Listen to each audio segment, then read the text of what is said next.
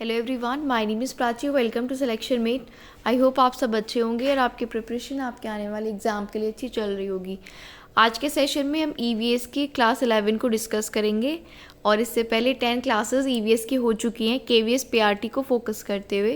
अगर आपने क्लासेस नहीं देखी हैं तो चैनल पर जाकर ज़रूर देख लीजिए।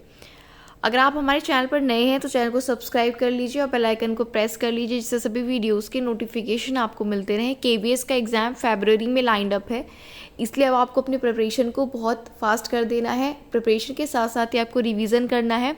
तो यहाँ पर ईवीएस की क्लासेस आपके रिवीजन के लिए चलाई जा रही हैं, तो इन क्लासेस को रेगुलरली फॉलो अप करेंगे तो आपके लिए बहुत अच्छा रहेगा। पहला क्वेश्चन आज का है, वायुमंडल कई प्रकार की गैसों का मिश्रण से बना है। पृथ्वी के नज़दीक वायुमंडल में मुख्यतः कौन सी गैस पाई जाती है। यानी क्वेश्चन ये है कि जो पृथ्वी है उसके नज़दीक हमारा जो एटमॉस्फेयर है उसमें कौन कौन सी गैसें पाई जाती हैं मुख्य रूप से। तो पृथ्वी के नज़दीक की बात करें तो वायुमंडल में मुख्य रूप से नाइट्रोजन गैस पाई जाती है, ये आपको याद रखना है। पृथ्वी में के वायुमंडल में हमारे वायुमंडल में बहुत सारी गैसेस होती हैं, लेकिन पृथ्वी के पास जो गैस होती है मुख्य रूप से वो होती है नाइट्रोजन, तो ये आपको याद रखना है। नेक्स्ट क्वेश्चन, उत्तराखंड में मनाए जाने वाला हरेला पर्व ये किससे संबंधित है। एक पर्व है जिसका नाम है हरेला, जो कि उत्तराखंड में मनाया जाता है और ये रिलेटेड है पौधारोपण से, यानी कि प्लांटेशन यहाँ पर किया जाता है। तो आपको याद रखना है कि उत्तराखंड में मनाया जाने वाला हरेला पर्व किससे संबंधित है, पौधारोपण से, प्लांटेशन से। नेक्स्ट क्वेश्चन, खाद्य श्रृंखला में मानव क्या होता है, यानी जो फूड चेन होती है उसमें मानव क्या होता है। ठीक है, तो जो खाद्य श्रृंखला होती है, फूड चेन होती है, उसमें मनुष्य क्या होता है। तो खाद्य श्रृंखला में मानव प्राथमिक और द्वितीयक उपभोक्ता दोनों होता है, क्योंकि वह शाकाहारी और मांसाहारी दोनों प्रकार के भोजन को ग्रहण कर सकता है। यानी मानव क्या होता है, फूड चेन में प्राथमिक उपभोक्ता भी है और द्वितीयक उपभोक्ता भी है, क्योंकि शाकाहारी भी होता है और मांसाहारी भी। आई होप यहाँ तक ये क्वेश्चंस आपको क्लियर होंगे। नेक्स्ट, दो भिन्न समुदायों के बीच का संक्रांति क्षेत्र क्या कहलाता है। ये क्वेश्चन हम पहले भी डिस्कस कर चुके हैं इंपॉर्टेंट पॉइंट्स में। दो अगर अलग अलग समुदाय हैं तो उनके जो बीच का क्षेत्र होता है, दो भिन्न समुदायों के बीच का जो क्षेत्र होता है वो इकोटोन कहलाता है। आपको ये याद रखना है। ठीक है, दो अलग अलग समुदाय जो हैं उनके बीच का जो क्षेत्र होता है वो कहलाता है इकोटोन, ये आप याद रखेंगे। नेक्स्ट क्वेश्चन, कौन सा वृक्ष पारिस्थितिकी आतंकवादी माना जाता है। आपको बताना है, क्वेश्चन एग्जाम में पूछे गए हैं सारे वही क्वेश्चन है जो ईवीएस में पहले किसी भी एग्जाम में पूछे गए हैं, तो सभी क्वेश्चंस आपके लिए बहुत इंपॉर्टेंट हैं। तो जो पारिस्थितिकी आतंकवादी वृक्ष है वो कौन सा है, वो है यूकेलिप्टस। जी हाँ, यूकेलिप्टस को पारिस्थितिकी आतंकवादी माना जाता है। यूकेलिप्टस के कारण पृथ्वी का जल स्तर घट जाता है तथा निकटस्थ भूमि की जो उर्वरा शक्ति है वो भी कम हो जाती है, उसका ह्रास होता है। तो आपको याद रखना है कि पारिस्थितिकी आतंकवादी वृक्ष है यूकेलिप्टस, और क्यों है वो भी हमने यहाँ पर डिस्कस कर लिया है। नेक्स्ट क्वेश्चन है, कौन सा पारिस्थितिकी तंत्र पृथ्वी के सर्वाधिक क्षेत्र पर फैला हुआ है। ये भी अच्छा क्वेश्चन है। विभिन्न तरह के पारिस्थितिकी तंत्र होते हैं, लेकिन पृथ्वी पे जो सर्वाधिक क्षेत्रफल पर फैला हुआ है वो कौन सा तंत्र है, वो है महासागरीय पारिस्थितिकी तंत्र। जी हाँ, जो महासागर है सबसे ज़्यादा क्या है, पारिस्थितिकी तंत्र के रूप में यहाँ पर पाए जाते हैं, पृथ्वी पर पाए जाते हैं, यानी कि सर्वाधिक क्षेत्रफल पर फैला है जो पारिस्थितिकी तंत्र वो है महासागरीय पारिस्थितिकी तंत्र।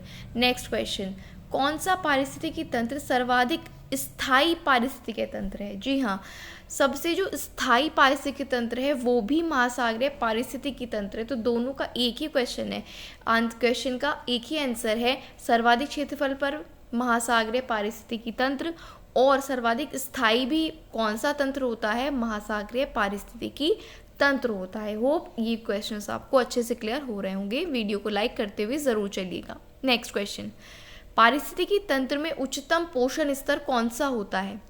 यानी कि जो उच्चतम पोषण स्तर है वो किसको प्राप्त होता है, पूरे पारिस्थितिकी तंत्र में। तो जो सर्वाहारी होते हैं, जी हाँ, सर्वाहारी को क्योंकि ये शाकाहारी और मांसाहारी दोनों तरह के भोज्य पदार्थों को ग्रहण कर सकते हैं, जिसकी वजह से इनको उच्चतम पोषण स्तर प्राप्त होता है। तो उच्चतम पोषण स्तर किनको प्राप्त होता है? सर्वाहारी को। ये आप याद रखेंगे। नेक्स्ट क्वेश्चन है, पारिस्थितिकी के जनक किसको माना जाता है? तो पारिस्थितिकी के जनक जर्मन वैज्ञानिक है अर्नेस्ट हैकेल, इनको माना जाता है। इन्होंने ही सबसे पहले पारिस्थितिकी शब्द का प्रयोग किया था। तो सबसे पहले पारिस्थितिकी शब्द का प्रयोग किसने किया था और कौन पारिस्थितिकी जनक हैं? उनका एक ही नाम है, अर्नेस्ट हैकेल। तो ये आपको याद रखना है, पारिस्थितिकी के जनक कौन कहे जाते हैं? Ernest Hückel. नेक्स्ट क्वेश्चन, पारिस्थितिकी तंत्र की संकल्पना को सबसे पहले किसने प्रस्तावित किया है? तो पारिस्थितिकी तंत्र की अगर संकल्पना की बात करें, वो सबसे पहले प्रस्तावित करी है एजी टांसले ने। ये क्वेश्चन हमने इंपॉर्टेंट पॉइंट्स में भी पहली वीडियोस में डिस्कस कर चुके हैं हम लोग। तो पारिस्थितिकी तंत्र की संकल्पना दी है एजी टांसले ने, इनका नाम भी आपको याद रखना है। नेक्स्ट क्वेश्चन, पारिस्थितिकी स्थायी अवस्था है, ये किस आंदोलन का नारा है? तो एक चिपको आंदोलन हुआ था, ठीक है, पेड़ों को बचाने के लिए चिपको आंदोलन शुरू किया गया था। उसी में ये जो बात है, ये नारा है, ये कहा गया था पारिस्थितिकी स्थायी अवस्था है। चिपको आंदोलन का ये नारा है, ये आपको याद रखना है। नेक्स्ट क्वेश्चन, पारिस्थितिकी स्थायी अवस्था है, ये नारा दिया किसने था? तो चिपको आंदोलन जिन्होंने चलाया था सुंदर बहुगुणा जी, इनके द्वारा ये दिया गया था।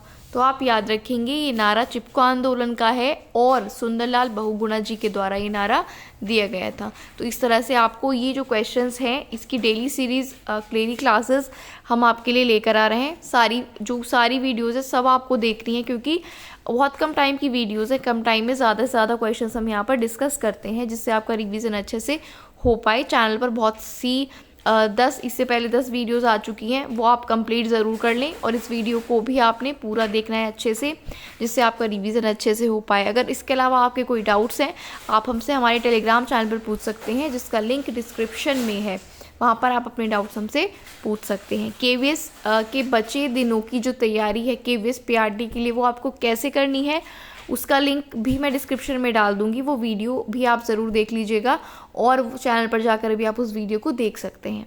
आज के लिए इतना ही रखते हैं, पढ़ते रहिए, चैनल को सब्सक्राइब कर लीजिए, बेल आइकन प्रेस कर लेना और जाने से पहले इस वीडियो को शेयर भी ज़रूर कर दीजिएगा। Thank you for watching the video.